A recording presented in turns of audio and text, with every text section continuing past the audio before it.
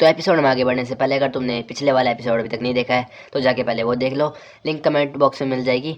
तो एपिसोड की स्टार्टिंग में हम लोग देखते हैं सागेरी के पास्ट को, जहाँ पे हम उसके फादर को देखते हैं जो कि उसको मतलब अजीब नज़रों से घूर रहे थे, जैसे कि उनको कोई यहाँ पे डिसअपॉइंटमेंट सी हो उस सागेरी से। और हम लोग देखते हैं वो बहुत अजीब तरीके से उसे घूर रहे हैं और इससे जो इसका नाइट मेयर है वो खुल जाता है और ये सुबह उठ जाती है। और इसके पास यहाँ पे गेंजी आके से बोलता है कि क्या तुम उठ गई हो, और उसे बताता है कि यहाँ हम इस जो ये गुफा सी है इसके अंदर अभी आराम कर रहे हो और यहाँ पे हमें खतरा नहीं है इंसेक्ट से। और उसे बताता है कि एक जहरीली बटरफ्लाई ने तुम्हें काट लिया था, इसकी वजह से तुम बेहोश हो गई थी। और जब सागिर यहाँ पे बाहर आके देखती है तो वो देख के हैरान हो जाती है।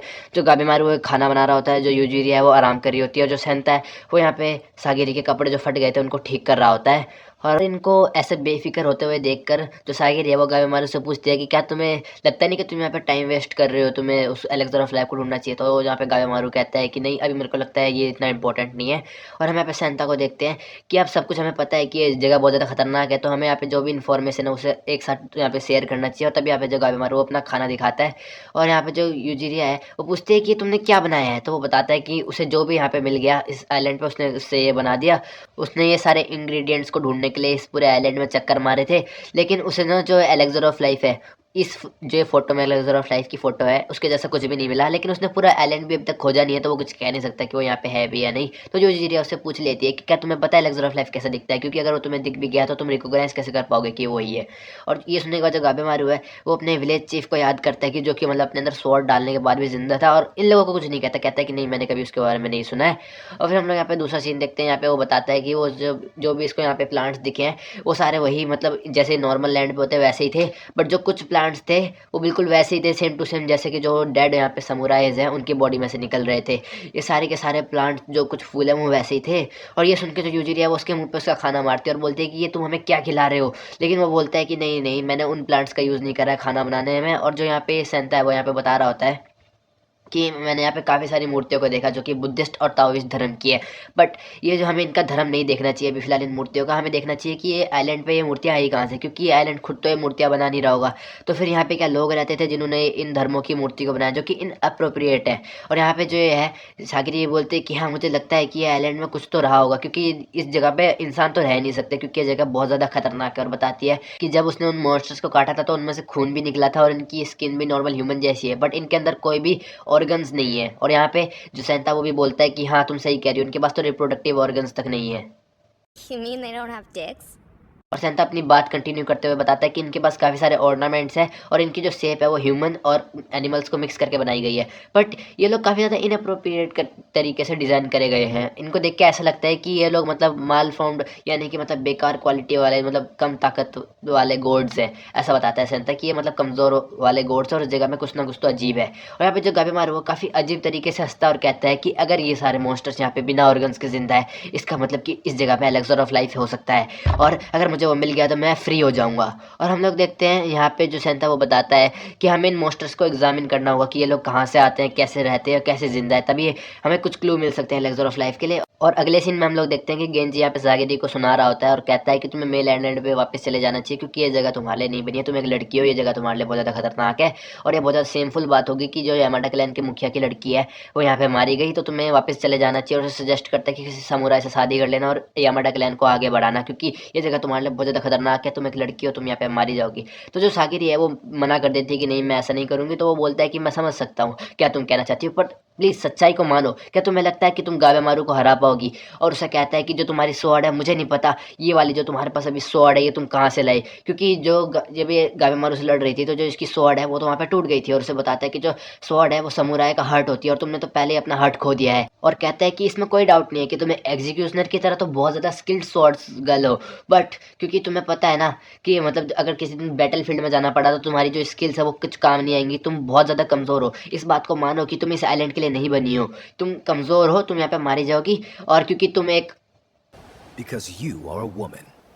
और यहाँ पे जो सेंटा वन की बातें सुन लेता है और वहाँ पे आगे कहता है कि मुझे नहीं लगता इस आइलैंड से निकलना भी आसान होगा, क्योंकि जो भी यहाँ से निकलने की कोशिश करते हैं वो मर जाते हैं। और हम लोग यहाँ पे दो लोगों को देखते हैं जो कि बोट से इस आइलैंड से निकलने की कोशिश करते हैं। इनमें से जो समुराई है उसका नाम है टेंजा, और जो यहाँ पे लड़की है इसका नाम है नोरगाई। और नोरगाई यहाँ पे टेंजा को कहती है कि क्या तुम थोड़े से बेवकूफ़ हो, क्या तुम्हें समझ नहीं आ रहा है कि जो पानी का बहाव है वो उल्टी डायरेक्शन में, इसलिए हमारी बोट आगे नहीं बढ़ रही है, तो तुम क्यों इतनी मेहनत कर रहे हो, क्या तुम्हें समझ नहीं आ रहा है इतनी छोटी सी बात को भी, तुम सारे समुराई लोग क्या सच में इतने बेवकूफ़ होते हो।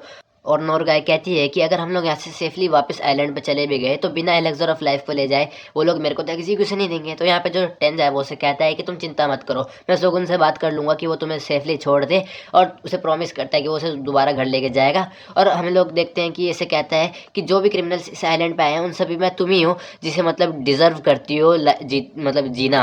और मैं सच बताऊँगा इसी सच में डिजर्व करती है, वो मैं तुम्हें आगे बताऊँगा ऐसा क्यों है। और यहाँ पे जो टेंजा है वो उसको बोलते हैं कि उधर देखो वहाँ पे वो बोट है और ये पक्का शोगुन ने भेजी होगी, हम लोग यहाँ पे मतलब जिंदा वापस अपने घर को जा सकते हैं। बट एक्चुअल में ये एक बोट नहीं बहुत सारी बोट है जो कि मतलब तबाह हो रखी है, यहाँ पे किसी ने इन पे हमला करा था और मैं बताता हूँ रीज़न क्या है। और ये देख के तो ये लोग भी हैरान हो जाते हैं कि मतलब ये सारी वही शिप्स थी ना जो मतलब यहाँ से वापस जाने की कोशिश कर रही थी, और ये वापस क्यों नहीं जा पाई, हम लोगों को रीज़न दिखा दिया जाता है, वो है ये मॉन्स्टर। और हम लोग देखते हैं इसकी क्रीपी सी स्माइल। और यहाँ पे जो ये बंदा है ये अपनी स्वॉर्ड निकाल देता है, लेकिन वो जो नोरगा है उसे बोलती है कि तुम अपनी स्वॉर्ड से उसको अट्रैक्ट कर रहे हो, क्योंकि जो तुम्हारी स्वॉर्ड है उसकी चमक से वो मॉन्स्टर अट्रैक्ट हो रहा है।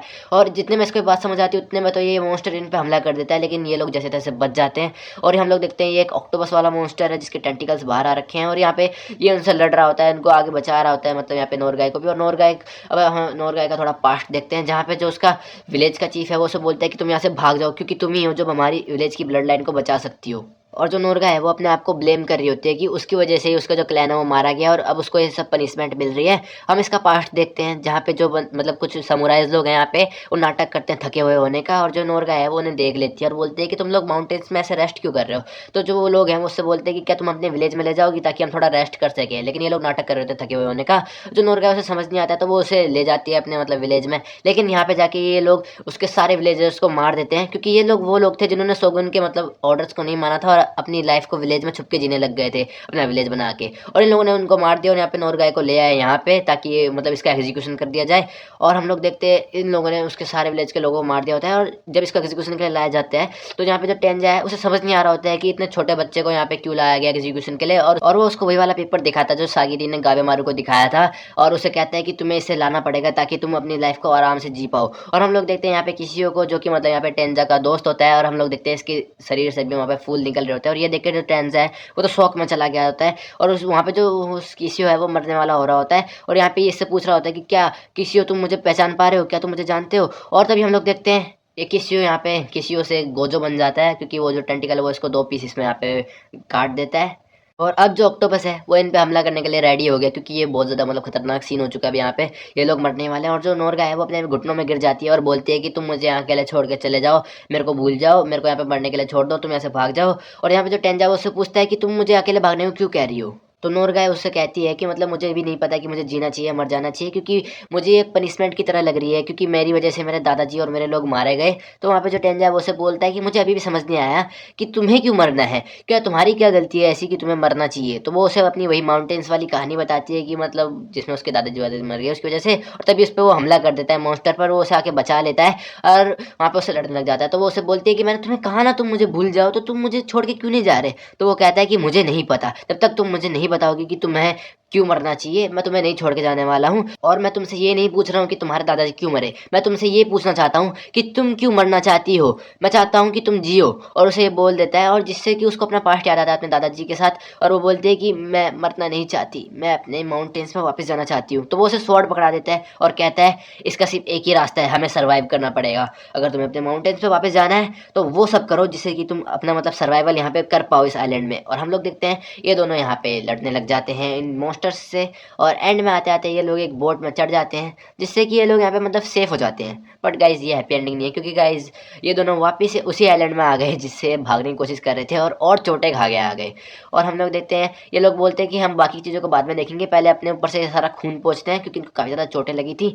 और हम लोग देखते हैं कि यहाँ पे जो नोरगा है वो लड़की है, हमें तो पता था लड़की है ऑब्वियसली, बट यहाँ पे टेंजा को नहीं पता होता है कि ये लड़की है। वो समझ रहा होता है कि ये एक लड़का है बहुत छोटा वाला, और यहाँ पे वो उसे बताती है कि वो एक लड़की है। तो ये हैरान हो जाता है और बोलता है कि हे क्या तुम सच में एक लड़की हो। और जो नोरगा है वो उसे कहती है कि क्या तुम समुराइज भी लड़कियों को ऐसे देख के हैरान होते हो, जिसपे वो बोलता है हाँ अब उधर देखो प्लीज़, उधर पलट जाओ। और वो कहती है कि तुम तो काफ़ी अच्छे हो, मैं सच में तुम्हारे प्यार में पागल हो गई हूँ, अगर हम इस आइलैंड से बच के निकल गए ना तो प्लीज़ हम दोनों शादी कर सकते हैं क्या। और वो उसे शादी के लिए प्रपोज कर देती है, और ये बोलता है कि नहीं अभी देखो ये आइलैंड ने पहले ही मेरा बहुत ज़्यादा दिमाग ख़राब कर दिया है, तो प्लीज़ अभी रहने दो, हमें इन सब के बारे में नहीं, इस आइलैंड से निकलने के बारे में सोचना चाहिए।